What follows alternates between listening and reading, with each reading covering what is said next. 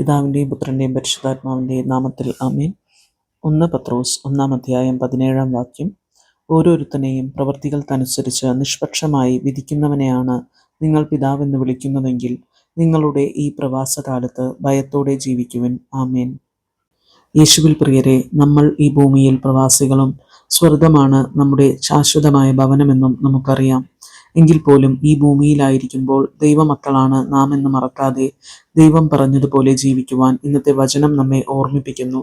മറ്റാർക്കും അറിയാത്തതുപോലും നമ്മുടെ ഓരോ നിശ്വാസം പോലും പിതാവ് അറിയുന്നുണ്ട്.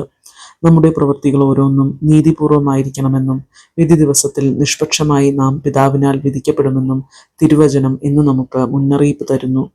ഈ ലോകത്ത് സഞ്ചാരികൾ മാത്രമാണെന്നും അഹങ്കരിക്കാൻ വേണ്ടുമൊന്നുമില്ലെന്നും ചെയ്യുന്ന ഓരോ പ്രവൃത്തിക്കും നിഷ്പക്ഷനായ തമ്പുരാന്റെ മുൻപിൽ കണക്ക് ബോധിപ്പിക്കേണ്ടി വരുമെന്നും മറക്കാതെ നമുക്ക് ജീവിക്കാം.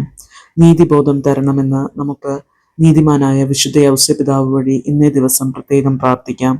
നിത്യം പിതാവിനും പുത്രനും പരിശുദ്ധാത്മാവിനും സ്തുതി, ആദിയിലെ പോലെ ഇപ്പോഴും എപ്പോഴും എന്നേക്കും. ആമേൻ.